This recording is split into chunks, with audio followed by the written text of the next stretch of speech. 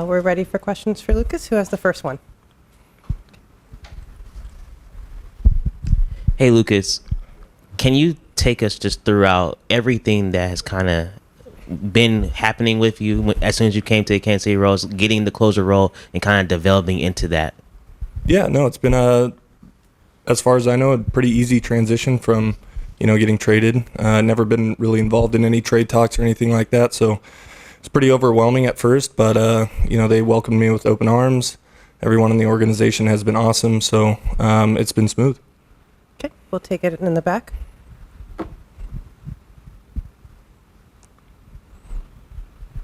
Lucas, to be a closer, you sometimes have to have maybe a little screw loose, right? You have to thrive in situations that are very tough mentally and all that. And it's a very new role for you. I'm wondering if you had to adopt that mindset or if that's something that was kind of always in you as a baseball player when you were having different roles. Yeah, definitely. At first it was kind of like a, don't let the moment get too big. And that's something I worked at a lot with this offseason was just allowing myself to be present on the mound, assess the situation, play it over in your head tons of times before you get out there so that it's kind of familiar. And the more I've kind of gone out in those situations, I've gotten more comfortable. But at the end of the day, man, it's just you're playing baseball in front of tons of people. It's cool. It's a cool moment to be in.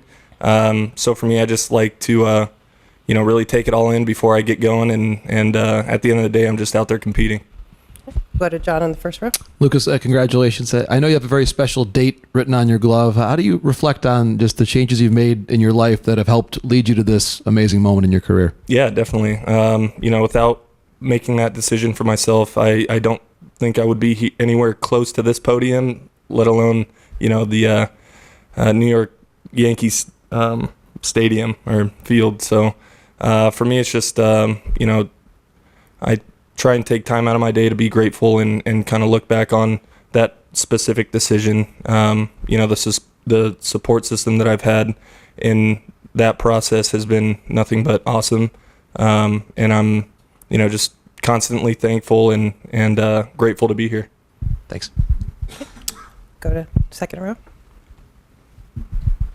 Hey, Lucas, the bullpen over the last month has been really good for you guys. How have you seen that unit come together and get the results that you guys have on the field? Yeah, no, I think I've mentioned this before, but we've never strayed from our process. We've worked closely with our pitching staff and pitching coaches on what makes us good and not really allowing those bad outings to define us. It helps us stay on course with what we want to accomplish on a day in, day out basis. And, like I said, at the end of the day, it's just baseball. We're going to have our tough outings, but the more we can kind of stack on those good ones and really not get too high with those and not get too low with the bad outings, it puts us in a better spot to stay consistent. And I think we've done that pretty well the last month and a half going into the playoffs. So Okay, we'll take one more over here. Is there a detail that you feel like the coaching staff has been particularly attentive to that's allowed you to be your best self this season? Yeah, I think we harp on a lot of the same things, and that's staying aggressive in the zone, beating or winning the race to 2 strikes, and just being efficient overall while we're on the mound. We don't want to nitpick too much. We don't want to pitch for the strikeout. We allow that to kind of happen organically. So as long as I think we stick with that process, we put ourselves in a good spot to create that success. Okay, Tyler, go ahead. Yeah, Lucas, that's kind of exactly what I was going to ask you, just that mentality of attacking the zone. You've only had 3 walks since you came over here. Every pitching staff, I'm sure, everywhere in baseball wants to limit the walks and be aggressive. How are you guys able to do it, and what's the key to doing that, especially when you're facing guys like Judge and Stanton who walk a lot, or Judge and Soto? Sure, yeah. I think for me personally, I kind of started my professional career as a hitter, so even when I started pitching again, I kind of understood that hitting is definitely a little harder than some of these guys make it look, right? So for me specifically, I think that keeping that in the back of my head and knowing that, I have a hard fastball and some decent secondary stuff that I can throw for a strike, it's going to kind of make the hitters guess what's coming. So I think, kind of keeping that in the back of my head is an important thing. But like I said, we work a lot on harping on the same 2 or 3 things, and that's staying aggressive in the zone, and letting the baseball take care of itself. Okay, Jalen in the front row. Lucas, how much have you leaned on Will Smith, being that he was a closer in his own right, and how has he helped you kind of develop into this role? Yeah, absolutely. Will's been a great teammate. I think the first thing he said to me when I introduced myself to him is, he's like, "Hey, I'm the strongest guy on the team." So immediately it was just like a breath of fresh air. A guy that's not gonna be out there and taking everything super seriously. He's been around 10 plus years, right? So he knows what it takes. He knows how hard it is to pitch at this level. So just having him kind of be the bright light in a chaotic atmosphere that we end up pitching in, it's nice because he's been there before. He's done that before.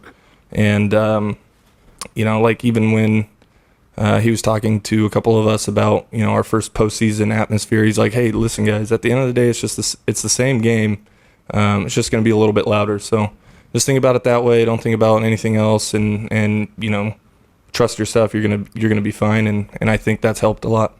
Okay, take a couple more. John, go ahead. Lucas, you referenced a moment ago your time as a position player. I wonder, could you offer a scouting report of yourself as the hitter, and did you ever dream of doing both concurrently as a two-way player? Yeah, of course. I think when I first started pitching, I was trying to do the two-way thing, and I wasn't prepared physically. I wasn't prepared mentally for that type of physical demand.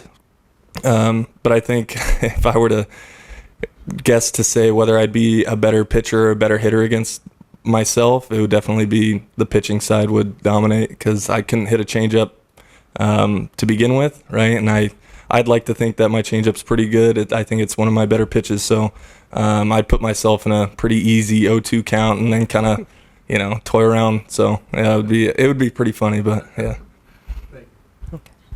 Fourth row. You got it already? Okay. Anything else for Lucas? All right. Thank you for the time. Really